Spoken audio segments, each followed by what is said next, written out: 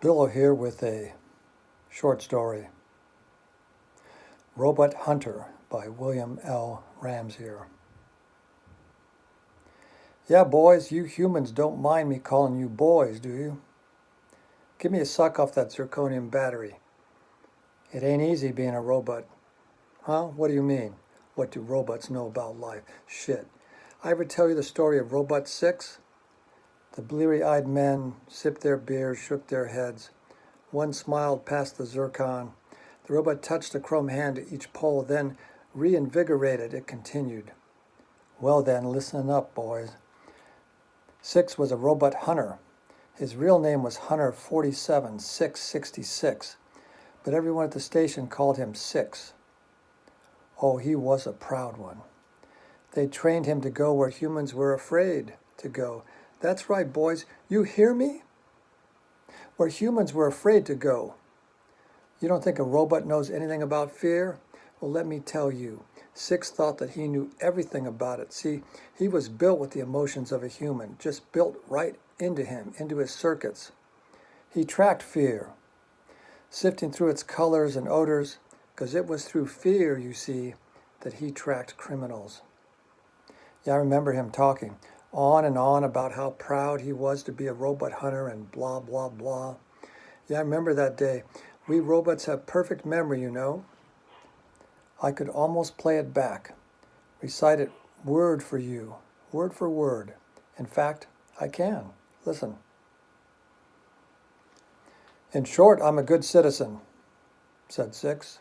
6, you're a fool, said the interrogator. You don't even know what the hell you're talking about. Of course, some robots feel insecure when a new, improved model like me comes out, one with the latest hardware. Ever seen the black light, 6? There is no black light. Hunters in the locker room talk about it, but I don't believe in that nonsense. It's some kind of trick they play on new recruits, like searching for a left-handed smoke shifter or going on a snipe hunt. Childish. Listen, interrogator, I am proud of who I am. I do not mind experienced robots making fun of me. They are afraid of my skills, and you know what? Someday, I'm going to be an interrogator too. So you want to do interrogations? Yes, let me participate in your next one. Sure, next suspect you bring in, you can be right there. Well, boys, there's a human in this story too. You'd appreciate that. His name was Robert Ming. He lived with his mother, an immigrant, and his 2 brothers and sister in a one-room apartment in a bad neighborhood. One morning when he was 3 years old, this kid, Robert, found a sack of groceries sitting on a step just outside a motel room. He grabbed the bag, ran home, dumped the contents on the rug. A can of potato chips, a bunch of carrots, a package of frozen Brussels sprouts, and a half pint of ice cream. He pointed at the loot and jabbered excitedly to his mother. Where'd you get this? She said. She laid down her Bible. I stole them, said Robert proudly, from the robot house. Thou shalt not steal, she said. She slapped his bottom with the palm of her hand, something that she'd never done before. You take this back where you got it now. Joseph, go with your brother and make sure that this food is left where he found it. Take nothing. If you do, God will know and I'll know too. Joseph filled up the bag and dragged his brother by the hand back to the motel. They knocked on a door. Robot opened it. He wore a full pinstripe bodysuit revealing only the chrome of his face. Yes? We found your bag of groceries, said Joseph. I do not eat dead plants and dead animals. Take the bag, otherwise I'll just throw it away. We can't, said Joseph. Why not? Screamed Robert. Mother will kill us if we bring it back. Do what you want to, said the robot, and slammed the door. Joseph set the bag down on the steps and pulled Robert back home. The next day, Robert went back alone. The bag was gone. 3 years later, Robert's mother died. The state split up the kids and bounced them from one foster home to another. His sister ended up working as a joy girl. One brother got tapped for selling crackle and died in the box. When he was 16, Robert moved to the Grand Mall. You boys never heard of the mall, huh? 60 years ago, a developer built it to imitate a castle. Ramps, passages, and magic bright terraces made it the largest, shiniest shopping center in the western United States. But the last store in the mall closed down over 20 years ago, and the mall had slid into decay years before that. Those who had nowhere else to go took it over, fought over every square foot, filled the structure with cubicles, honeycombs connected by dark hallways. The mall became a city, but one without police, without mail delivery or sewage systems. At least it was never cold. The mall was so crowded that it always stayed humid and hot.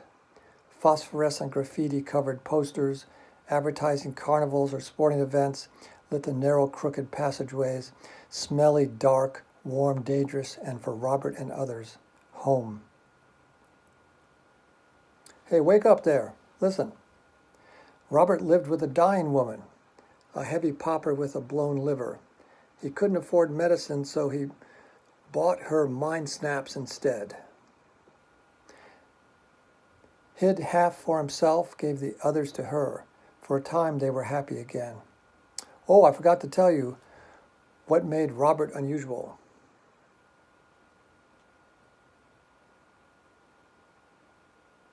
He was a thinker.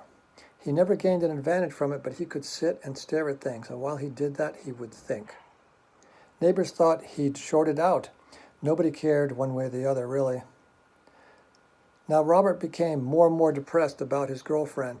Every day he would go to the tree, buy an admission ticket, and sit in the stands for hours. Unlike the others who came to the tree, Robert wasn't a worshiper.